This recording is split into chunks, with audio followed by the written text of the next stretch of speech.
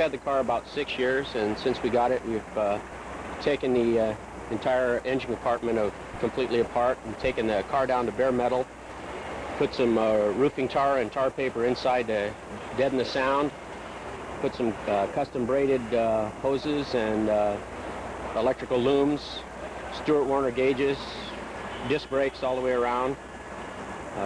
Had a engine built for it with low compression for the factory option supercharger, brass tank on the radiator, a custom radiator overflow filler, some other high-performance options, Mallory ignition, MSD, the ignition stuff. Chromed a lot of the bolts and nuts and some of the stuff for the Paxton supercharger that was on there. Got bored, I guess, with the way that it came from the factory and wanted it to be a little bit different and just kind of be a conversation piece in the family, you know, rather than have the normal arguments, you know, have something a little bit different to talk about.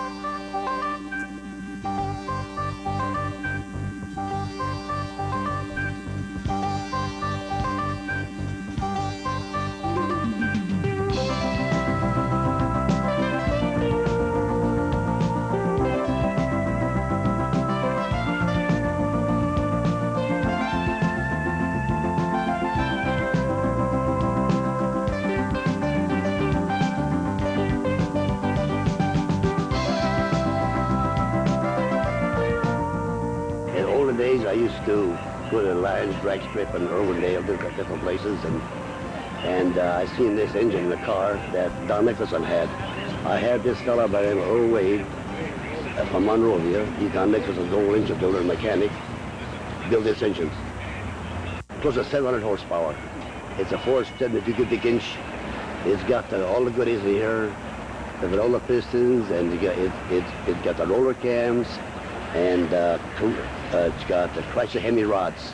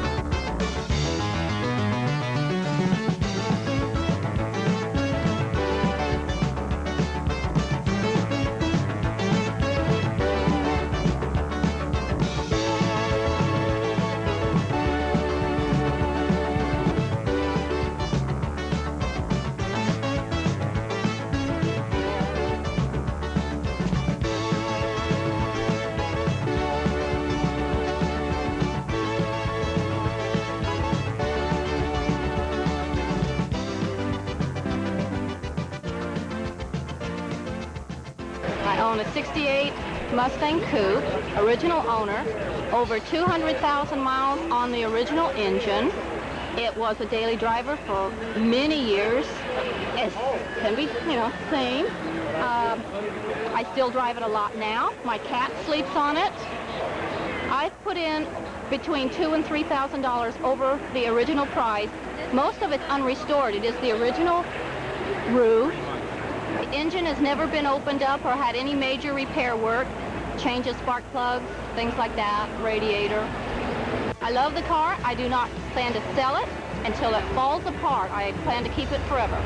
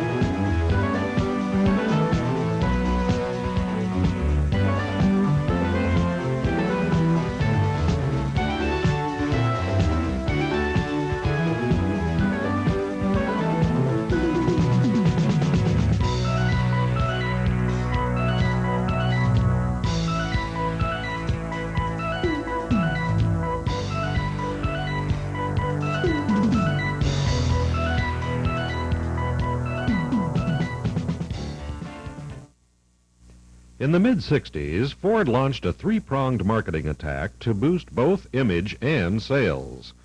The GT350, along with the Cobras and the GT40 racing cars, were to be a part of that attack.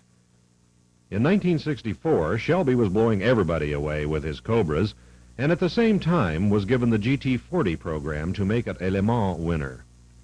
Simultaneously, the Ford Motor Company decided to give the highly successful Mustang line a real shot in the arm. In order to boost the Mustang's image, it would have to be put on the racetrack, and would have to go fast, and would have to be a winner. To make the car eligible for Sports Car Club of America racing, 100 examples had to be built. Carroll Shelby knew that with minor changes and not excessive development costs, that the Mustang could be made into a winner. So with Ford's permission, he ordered up 100 examples to be sent to his Los Angeles factory for immediate modification and homologation. The cars chosen for this program were basically two-door hatchbacks. They were all painted white. They all had the 289 high-performance engine and were delivered with a Borg-Warner T10 four-speed transmission with close ratio gears. Other special order items included Dutch-made Coney shock absorbers and ventilated front disc brakes, along with Goodyear high-speed blue dot tires. Contrasting blue side stripes were an obvious Shelby touch, but the stripes down the center of the car were an option.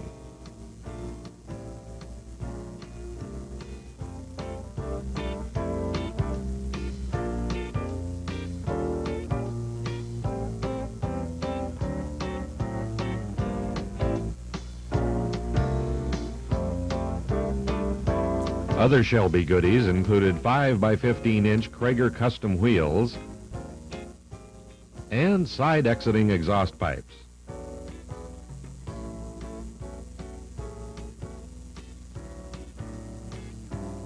The high-performance 289 engine was Shelbyized, or should we say Cobraized, with an aluminum high-rise intake manifold, finned aluminum valve covers, a large aluminum oil pan, steel exhaust headers, and a high-performance racing-type Holley carburetor.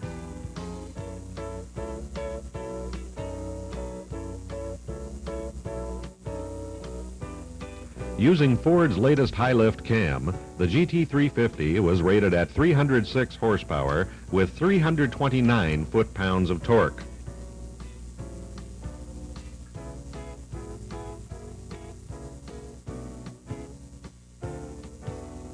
To keep the front end from moving around in a racing situation, a triangulated steel stamping was fitted from the shock towers to the firewall, and a round bar from shock tower to shock tower increased front-end rigidity substantially. Steering ratio was shortened a bit to provide a little quicker response. Shelby provided his own serial number plate covering the factory stamping made at the San Jose plant. He also provided the front hood, which ended up in about 6 different configurations of fiberglass and metal before they got it right. The interior of the Shelbys were not drastically changed, although they were all black in the early years. Full competition seat belts were installed to give the driver a secure feeling. The Mustang GT optional dashboard was standard. Most obvious in this option was the 8,000 RPM tachometer and oil pressure module added to the center of the dash. Several variations of the steering wheel were used over the years, but one thing for sure, the horn buttons stayed on the dash. While 1966 included many hardware changes, 1967 would signal the beginning of many styling and appearance changes in the Shelby. For 1967, Ford stylists dramatically changed the Mustang's outer shell, and for that reason, Shelby had to start with a completely fresh car. The 1967 models received a completely restyled fiberglass front, nose, and valance section. The side scoops were also new. The bottom scoop helped to cool the rear brakes. The top one allowed air to exit the passenger compartment. A new addition to the Shelby family was the GT500 with a 428 cubic inch engine.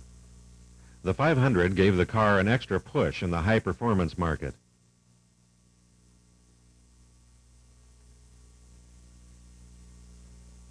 The side scoops, racy wheels, and front and rear spoiler treatment provided an entirely new swoopy appearance. There was no denying this was a Shelby. Identification was everywhere. All part of the racing image that was portrayed by the GT40s on the racetrack. Most parts unique to the car were clearly labeled with the Shelby Cobra name. This was not the direction Shelby would have liked to have gone, but Ford marketing people knew their job, and the year-end results in Ford sales showed this to be the right move. The 1967 Shelbys and Mustangs outsold the previous 2 years combined.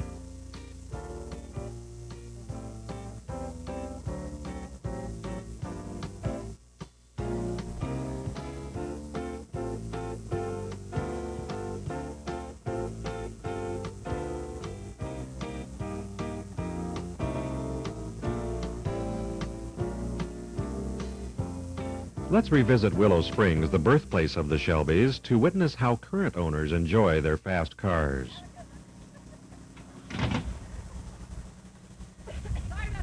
It's not unusual to see 1 or 2 vintage Shelby thoroughbreds at the racetrack.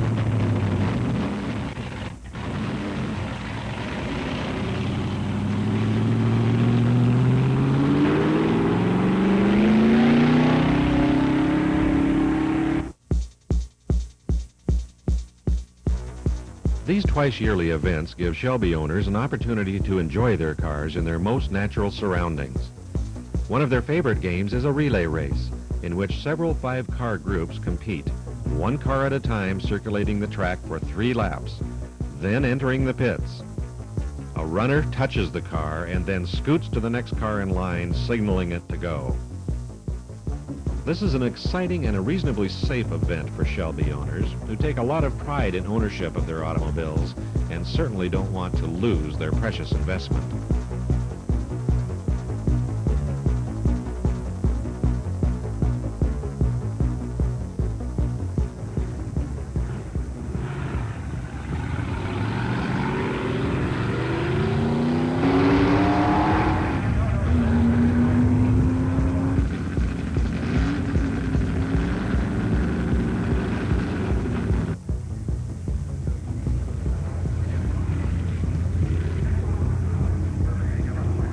We come out here twice a year regularly. Every time one has the place rented, we're here.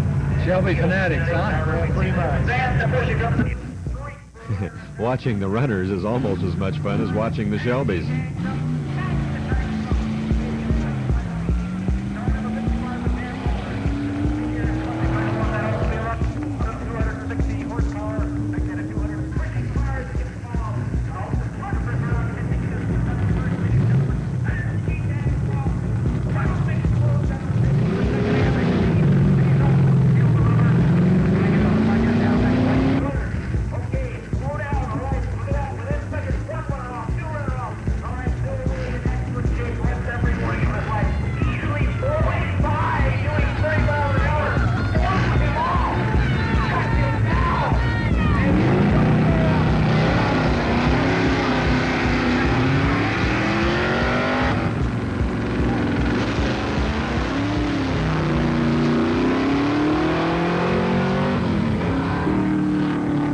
There is also sufficient track time to take friends and relatives for a ride, impressing them with how your Shelby handles on the race course.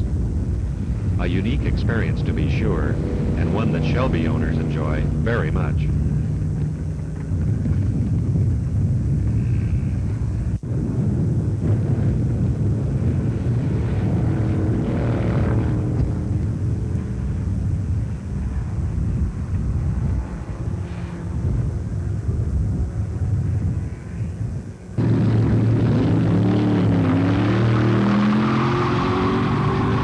As you can see, the start is the most exciting part of the afternoon.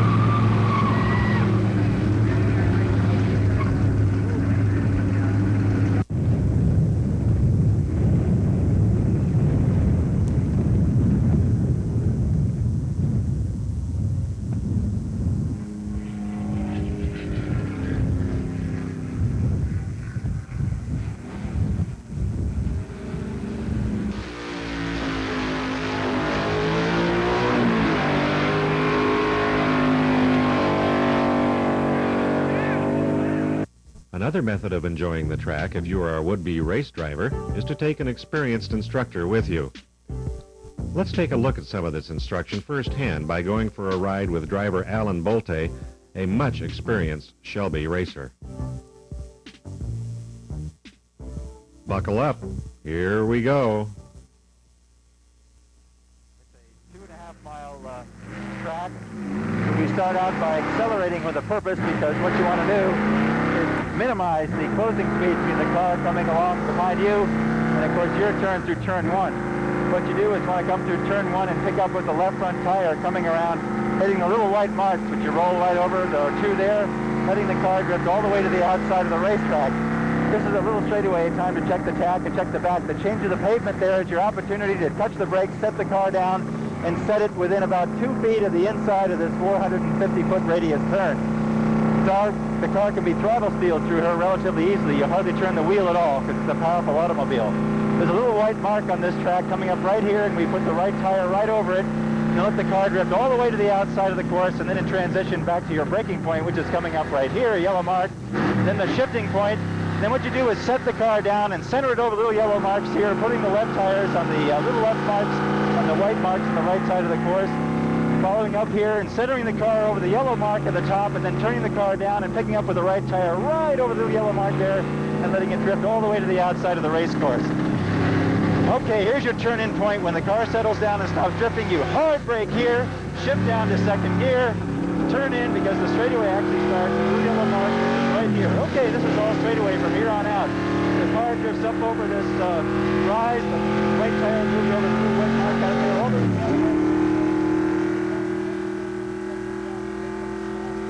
Old-time Shelby owners will see nothing much has changed at Willow Springs during the past 20 years.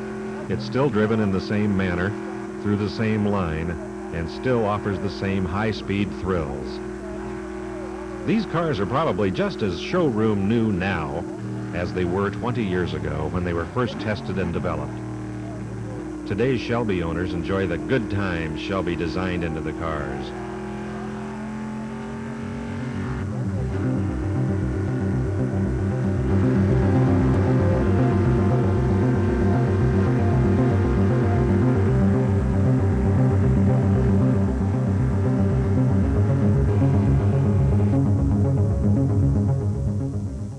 The car is a GT500, so it's equipped with the 428 Police Interceptor engine. This particular one has the original block still in it.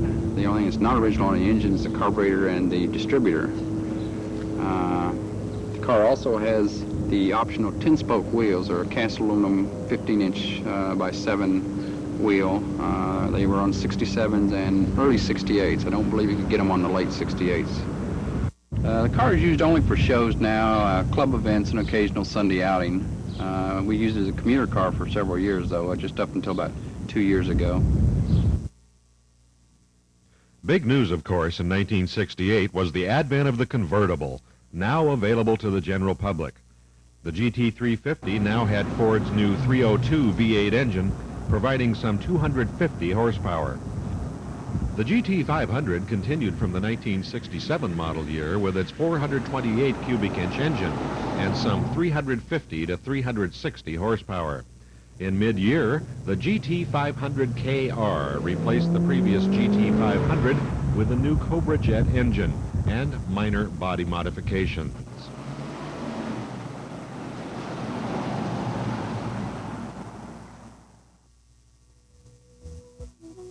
In their final year, the GT350 and GT500 went out in style and had stayed in the fast lane all 5 years of their production life.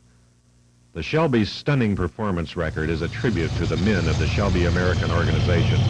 Men like Al Dowd, Phil Remington, Ken Miles, Pete Brock, and Jerry Titus. They created an American legend that not only survives, but thrives to this day.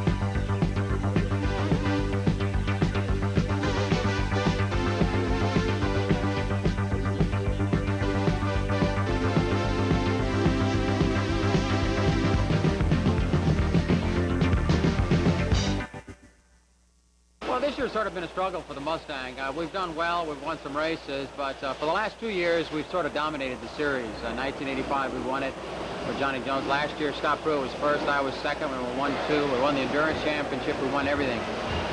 Probably what we're in need of this year, unfortunately, Toyota and Chevrolet, we sort of made them mad the last couple of years, so they sort of ganged up on us this year. So it's been good for the series, because the series has been a lot more competitive. Our cars, we've updated, went to fuel injection, changed the geometry around on the rear end, did some suspension changes, and it seems to have helped the car. The cars are running quicker than they've ever done before, so overall, we've been really pretty optimistic, considering these Mustangs have been around for, you know, they were designed 4 years ago, and my car has well over 40,000 miles on it, so I guess reliability and dependability has been very important with old Betsy.